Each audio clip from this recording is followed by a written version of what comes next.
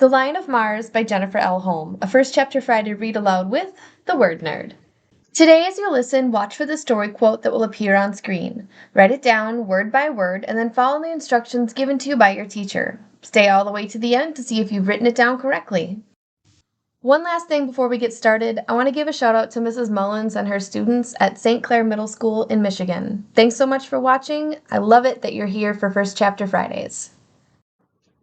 Hi, my name is Amanda Zieba. Welcome to my channel, Learning with the Word Nerd, and another First Chapter Friday video. This week I'm going to be reading to you from The Lion of Mars by Jennifer L. Holm.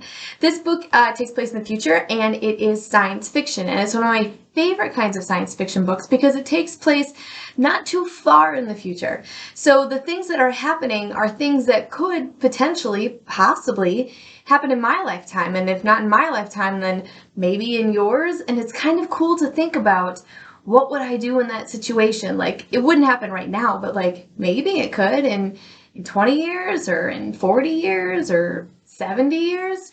So this story is about some scientists who are living on Mars. And I know that right now that's something that we as humans are trying to do. We're venturing to Mars, we're sending rovers there, we're learning about this planet in the hopes of learning if we could potentially live there. So again, really cool that what's happening in our life today, projected far out in the future, this is maybe what our life would be like. The other really cool thing about this book is that in the back, there's lots of great back matter, but my favorite part is when the author, Jennifer L. Holm, tells you, hey, this is what I had happen in the story, and this is what's happening in reality. And so it lets you know where she kind of took liberties with her fiction and where she really stuck close to the science. And after I read the book, I loved knowing more about that, wondering what's true and what was made up. She's got lots of other great things back there for you too, including discussion questions. So teachers, if you choose to teach this book, make sure that you make use of those great materials. I'm going to read you the back so you know what it's about, and then we'll dive into chapter 1. Belle is just like any other kid. He loves cats, cake, and asking questions. There's just one thing. He lives on Mars, and life on Mars is very different. For one, the food is all made of algae. So is the toilet paper. When a virus breaks out in the settlement and the grown-ups get sick, Belle and the other kids are suddenly on their own. It's up to Belle to brave the unknown, to save not only his family, but all of Mars. Maybe Belle isn't just like any other kid after all. All right, let's dive into Chapter 1 of The Lion of Mars by Jennifer L. Holm. Chapter 1 is called Nest. The trip to Mars was the hardest thing they'd ever experienced. That's what all the grown-ups said. The small, cramped ship, the constant fear of something going wrong, the knowledge that they would never, ever return to Earth. But honestly, it sounded like a cakewalk compared to sharing a bedroom with Albie. Because Albie snored. I hadn't had a decent night's sleep since Albie started bunking with me. I tried just about everything to block the noise. Earplugs, sleeping under the blanket, even a thick hat with ear flaps, but none of them worked. It was surprising because Albie was perfect. He was easygoing and did his chores without complaining. Of all of us kids, he was the least likely to throw a fuss. The grown-ups trusted him, even sighed. But it turned out that there was one thing Albie wasn't good at. Sleeping quietly. And I didn't know which was worse, Albie snoring or Trey wanting to change rooms. For as long as I could remember, Trey had slept in the bed across from mine. My drawings of cats and his drawings of aliens had papered the walls. Our plastic models crowded the shelves together, and then 2 months ago, Trey suddenly asked to switch bedrooms. Next thing I know, Trey is sleeping across the hall in the older kids' room with Vera and Flossie, while Albie was snoring in mine. And me? I wasn't sleeping at all. Neither was Leo from the looks of it. The old cat was sitting up in bed, flicking his tail in annoyance. This room-switching thing had happened once before, back when Trey and I were little. The grown-ups had moved us boys into one room and the girls into the other. Albie was older than me and Trey, and so he was allowed to stay up later. The problem was that Albie would make a lot of noise when he came to bed, and he'd wake us up. And the experiment was abandoned after a week. Now, all these years later, Albie was keeping me awake again. Across the room from me, Albie let out a loud, waffling snort. I groaned, pulling the pillow over my head. "Albie," I said. He didn't move. "Albie!" I shouted. He sat up abruptly, looking around the dimly lit room in confusion. Albie was tall, with broad shoulders. Darby said he would have made a good football player. Football was an earth game where you threw around a ball and knocked into people. I didn't really understand it. "What's wrong, Belle?" Albie asked, his hair sticking out crazily everywhere. It was always funny to see him without his Dodgers ball cap. He only took it off at bedtime. "You're snoring," I said. "Oh," he said. "I thought there was an emergency." "It is an emergency. I can't sleep." "I'm so sorry, Belle," he mumbled and lay back down. "I promise not to snore any more." It was hard to be angry at Albie. He was kind and gentle, a big teddy bear when it came right down to it. A big, snoring teddy bear. "Oh, dust it," I muttered. Albie could have had the room to himself. I grabbed my blanket and left, Leo padding after me. Not that I blamed him. Even a cat couldn't take Albie snoring. Leo and I walked down the twisting corridor, our way lit by cool blue light of nighttime. The light changed to mirror the time of the day. In the morning, the blue would transform to a warm, bright yellow. This was supposed to help us have a sense of time because the settlement was mostly underground. It had been built in the giant lava tube, a massive cave-like space left behind by flowing lava millions of years ago. It was a perfect pre-built habitat, keeping us safe from the surface dangers of Mars: radiation, extreme freezing, temperatures below normal, and dust. The interior walls were constructed from a space-tech gray rubber that curved gently, flowing from one room to the next like a smile. The rooms were round, almost bubble-like, for improved structural integrity. Sai told me he'd thrown out the old rules when he designed the settlement. Apparently on Earth, people lived in boxy structures with hard corners. Earth sounded sharp to me. The corridor was a history of my childhood. There was a spot where I banged into the wall with my scooter, the scratches on the ceiling from when I tried to make my toy spaceship fly. It didn't work. And of course the ruler on the wall where Memes recorded our growth with a thick black pen. She joked that as some of the first human children to go up on Mars, we were a living experiment. Farther down the way was a board with digipics of us when we arrived on Mars. We were much older now than the babies on the wall. Albie was 17, the oldest in Earth years. Then came Flossie, 16, Vera, 15, Trey, 14, and me, 11. I might have been the youngest, but at least I still knew how to have a little fun, unlike the older kids who became moody grumps when they turned 13.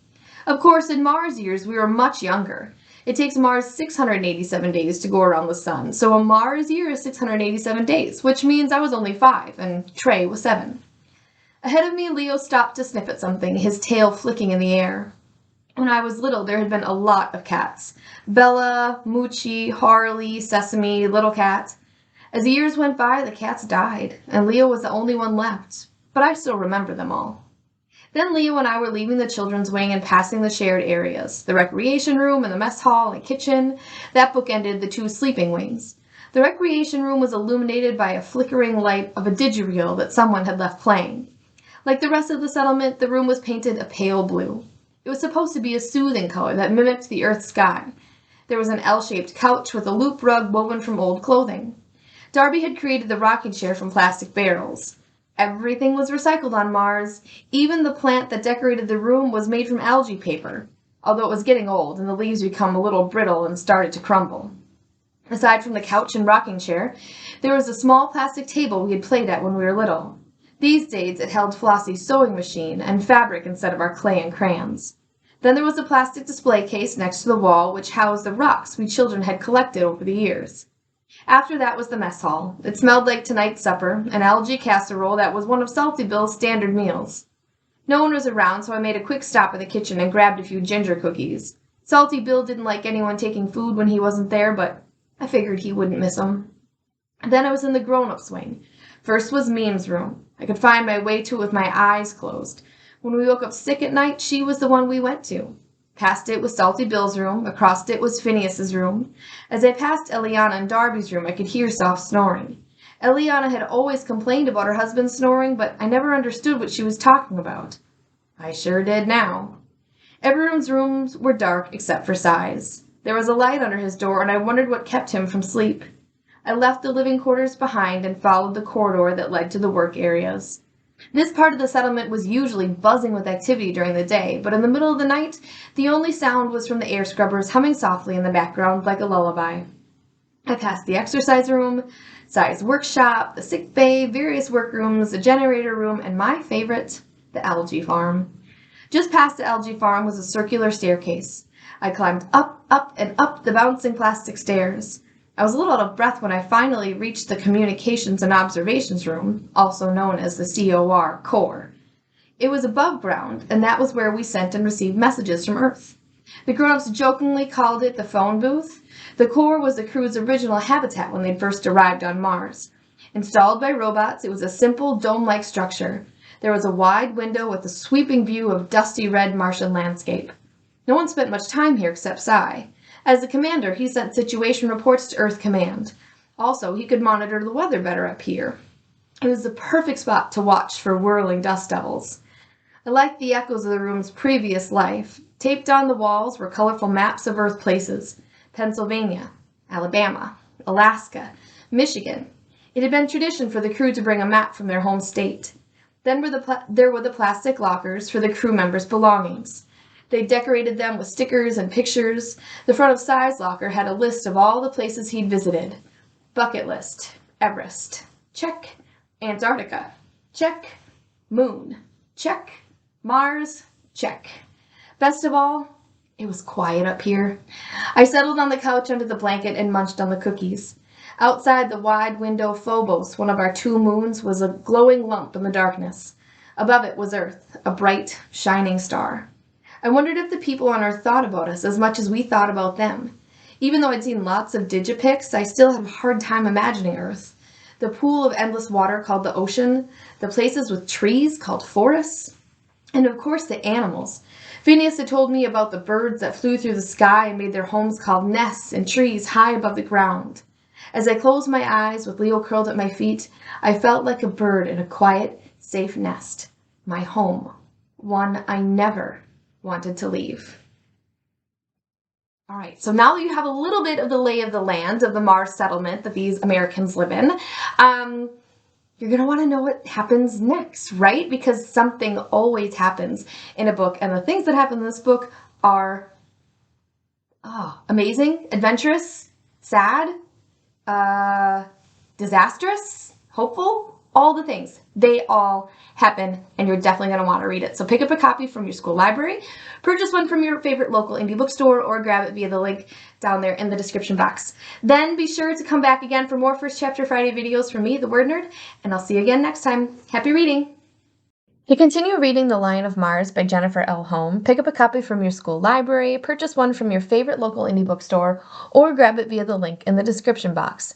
Then be sure to check out the rest of the First Chapter Friday playlist. I have over 100 middle grade and young adult titles waiting for you to listen to. Today's mystery quote says, "Something doesn't need to be big to have an impact." Kind of like you. Thanks for stopping by my channel, Learning with the Word Nerd. Please like this video and subscribe. You can find more great content from me online at these places. Happy reading, and I'll see you again next time for another First Chapter Friday video.